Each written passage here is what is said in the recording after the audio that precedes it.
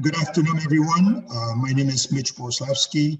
I'm Executive Director and co-founder of EcoDomus. Before I talk about digital twin, I would like to give you a better introduction where I come from. I started being involved with 3D modeling in 1985. In 1990, I've opened the first computerized rendering and 3D modeling service bureau for architects. And in 2002, I actually was commissioned to do the first BIM for a wonderful visionary client, which is George Lucas, and his director, Tom Brady. And the project was finished in 2005 and became a poster boy of BIM in the United States. And eventually, in 2010, we decided that I should take that BIM into facility management, because the BIM without the data is fairly useless to an operation and to a client. So eventually we put all the data into the BIM process, and we call it now digital twin. And so this is my live experience in 3D, and I'm going to continue with the slideshow. Digital twin is a digital replica of physical asset, and it deals with processes, people, places, system, devices.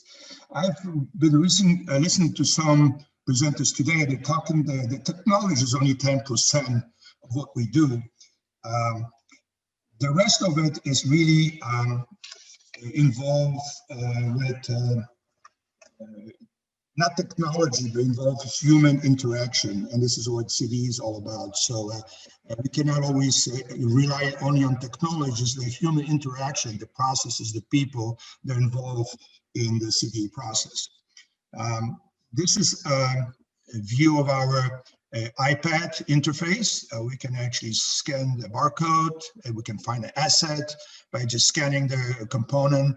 And once you find a component, you can look at the documentation, the information contained in that asset, which is part of our database, which sits on the SQL Server.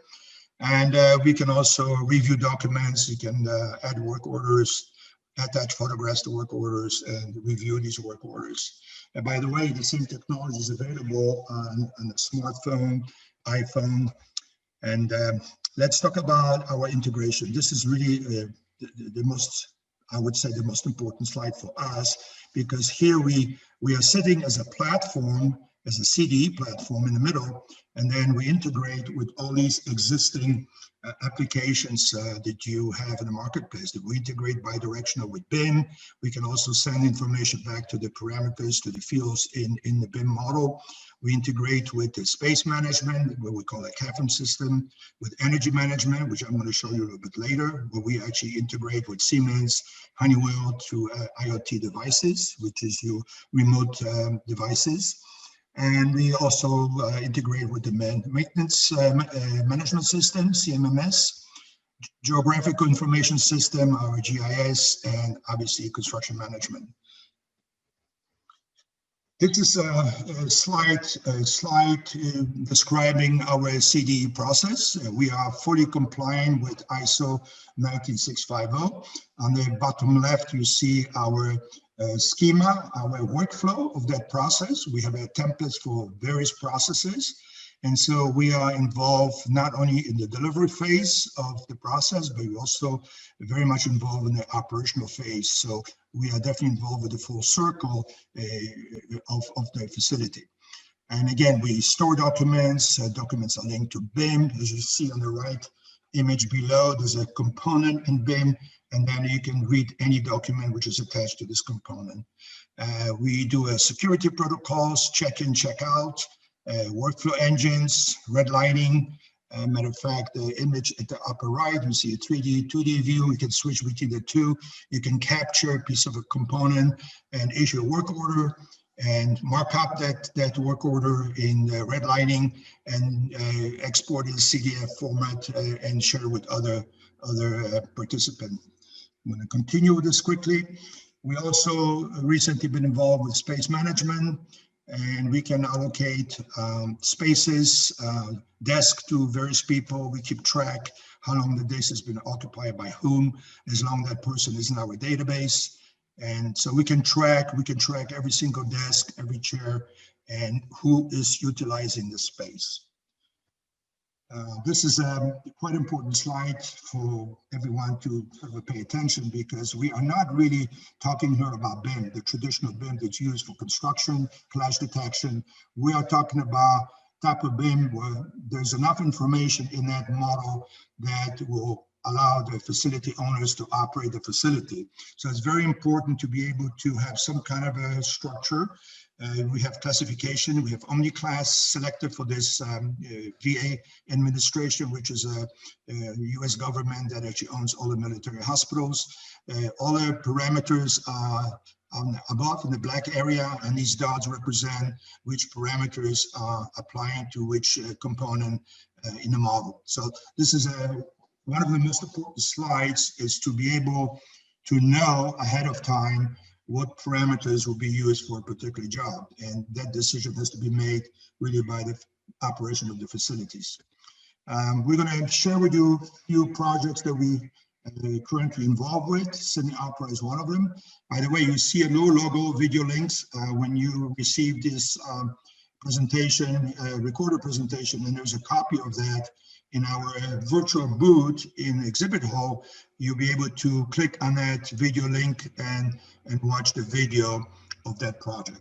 So anyhow, here what we are talking about, we are common data environment implementation in the Sydney Opera House. We have integrated with CMS, SCADA system, DMS, CAFM system.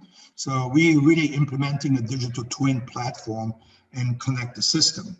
Now, next slide will be quite interesting, because here, what you're seeing, there's all silo systems that Sydney Opera has used for years, and they were not willing to throw them away. And these systems had an open API. So as you see, EcoDomus is a platform, and then we integrated with all these systems that in order to, matter of fact, maintenance system, we send data to them, we receive data for them. This is all bi-directional. And as you see below, we have integrated with Honeywell BMS system. This is our second project, the project which is ongoing in Dubai. This is ICD Brookfield Place. It's 55-story above ground, and 54-story above ground and 7-story below ground. It's going to be a great challenge for us, because these files, Revit files, are huge.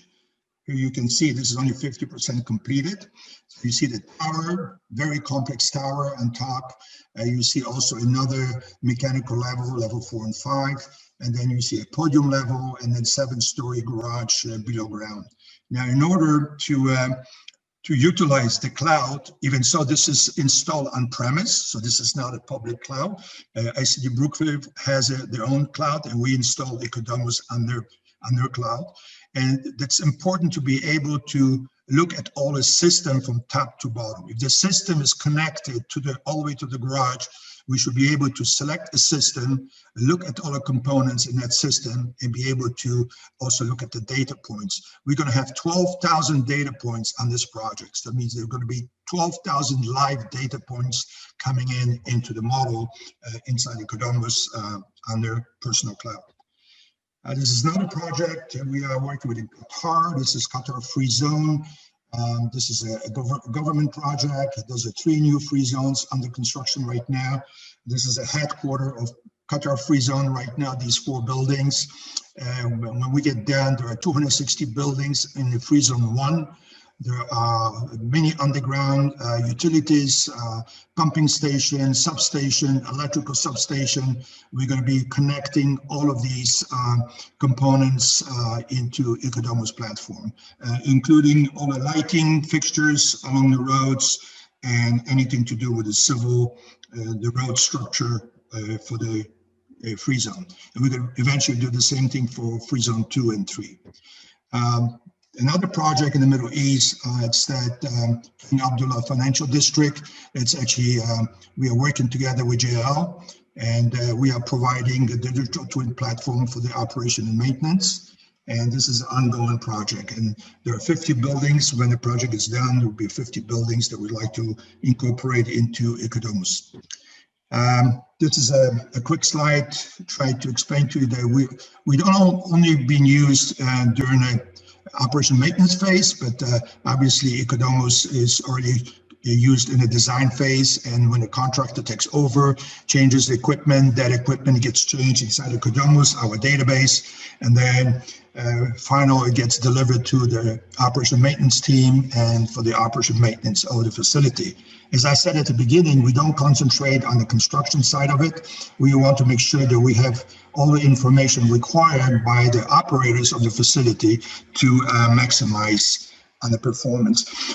This is a video link that you have access to. It's a very recent, very professional video. This is Schneider Electric, headquartered based in Moscow, and they have produced this wonderful video, so showing you EcoDomus on the job. So I recommend that definitely that you should actually watch that video.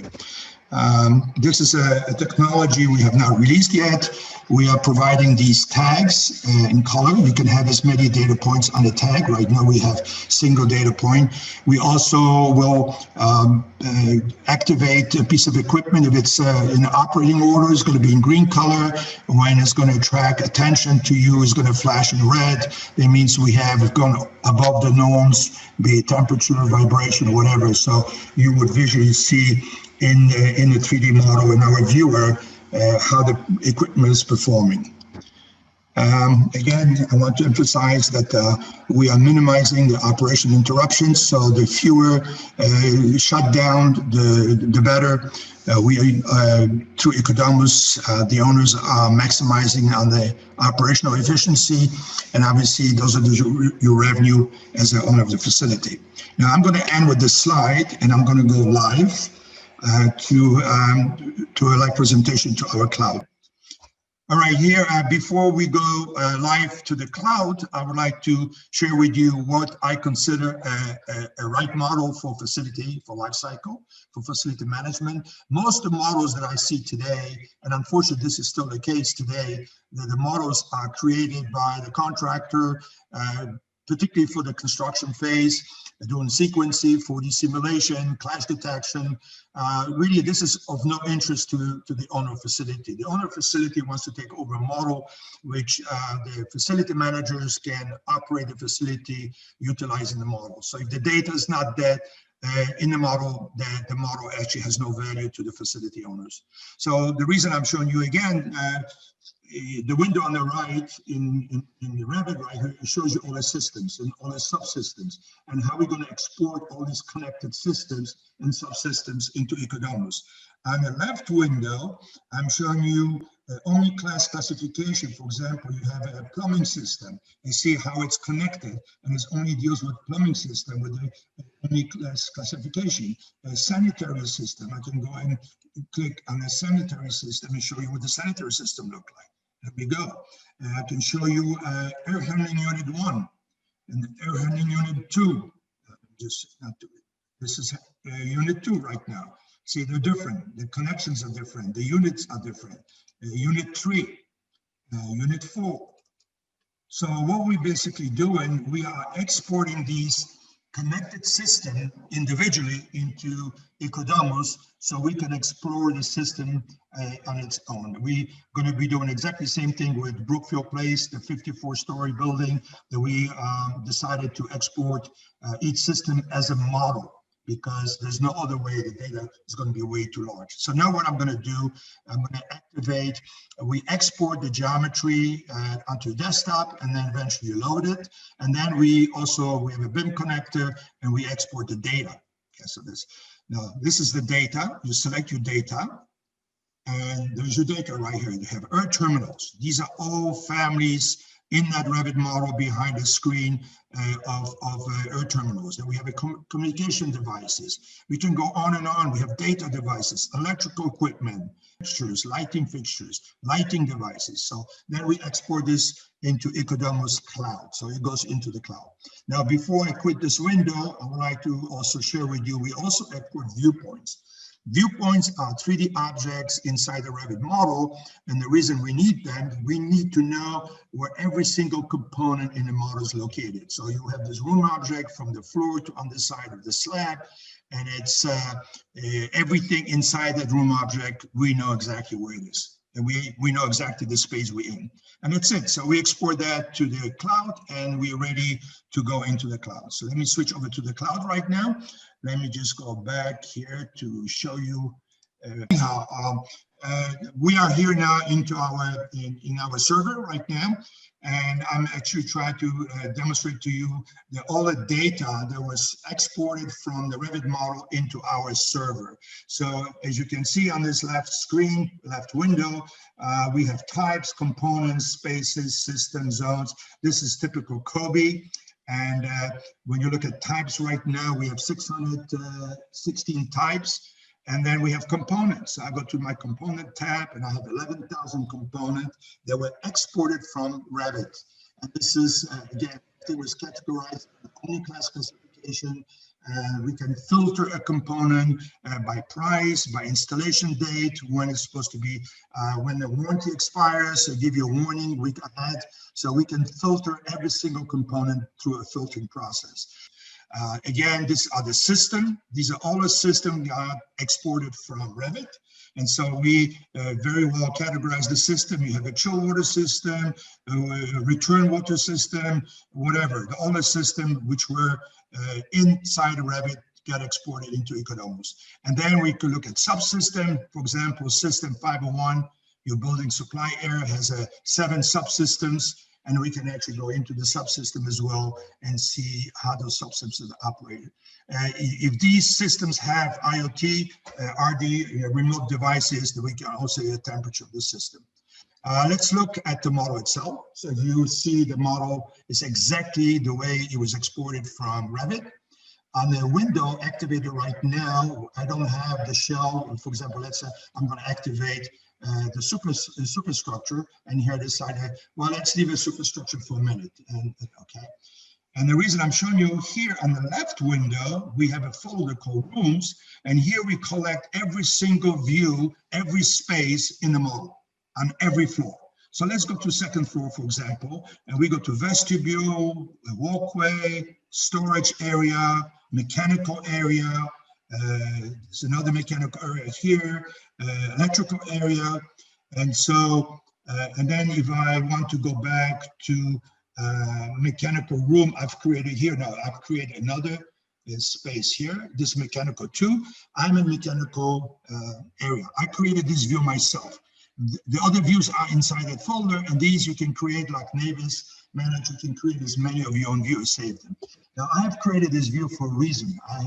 For example, I can, there's a little icon at the bottom right, and if I can click that, you see the lines disappear. We are mapping as well a 2D floor plan that came out of Revit. And so now I can click on the space, and you can see I'm looking at space 2W508. Now, if I go to that space right now, so this is the space I'm in, and I can actually look at all the room data sheet for that space. So I can see there are quite a few components in that space. I know what type they are. I know to what system they belong to. So this is quite important to have access to that information. And I can export this as an Excel spreadsheet, and I can go and double check in the space if those components are there or not. So this is actually talking about a space. Now, if I go back to that view, I was just a few minutes ago, let me go back to that view, it is mechanical, one step back. Doesn't allow me for some reason. Let's go back here. Now I go back to the mechanical room. Let's see. Oh, it's slowed down a bit. I had to wait a little bit. Oh, sorry. So I can't go there. I just have to wait a few minutes. All right, I'm going to go to this room, electrical room right here. And you see, I'm going to activate the slab, the superstructure. So I actually have a better little view of what's going on. So it's going to be very quick. And there we go. So remember, I'm actually working in the cloud right now. Now I see, I approach this unit and I see a little tag on this unit, and I can click on that unit, and it tells me that I actually have one data point most likely temperature, real-time information. But if I click on the unit and I click on the upper icon in here, I see the performance of that unit for whichever date I chose. So yeah, that's for today. But if I want to see performance between 19 and 22, show me performance between those 2 dates I've just selected. So you see here. Now, if I see spikes into 0 in this graph, it tells me that I had a shutdown on the unit, and a shutdown really costs money. That's quite expensive. So you might still have this is what I'm talking about, preventive maintenance right now. You might still have a warranty on a piece of equipment on the air handling unit, but you have too many shutdowns. It's up to a facility department to make a decision. Do I replace the unit today? To avoid further shutdown, even some of my warranty is still applicable. It's still valid, okay? And so here, when you look at the unit itself, you see all information about the unit. It tells me this is unit so and so. I can look at the data of the unit. I can look at the installation date of the unit. I can look at the serial number, tag number. I can look at the warranty date. See, this all that information that you see in that column populated came directly from Revit. Now I can go back to the unit, as I showed you earlier. I can go back to this unit right here, and I can actually click or select editing mode, and I can actually edit any data that I have available here. Whatever data is not filled in into these fields, I can just cancel that. Okay, because once you edit the button here, and if you don't finish the editing, you have to cancel it. So whatever data is missing, you can actually use our very simple web interface, and then you can fill in the data, or you can change the data. I can go in here and change the serial number and a tag number, and it would update the model and the database into a new serial number and new tag number. So everyone will have access, or anyone who has permission to access this project will see that tag number or serial number has changed. And so I think another thing I'm going to show you here, I have to activate my permission in the cloud because it was already canceled. Here I'm looking at a simple object. It's a fan. And I'm looking to work orders. So as a work order issue for this fan, you can capture the screen of the work order, and you can do a markup on the work order, save the BCM file format, and you can, BCF, and you can share that file format with other team members that actually can read the same file format, and then do further markup. So again, as I said to you earlier, we have a very sophisticated data management system, but I would need 3 days of training and at least an hour and a half a demo to show you how we actually manage the document structure and how we actually comply with the CDE. I will terminate my presentation right now, and as I said, this presentation is pre-recorded. It's available to you in our virtual booth in the exhibit hall. Thank you so much, everyone. Hope to hear from you soon. Goodbye. And Judy, let's stop the recording.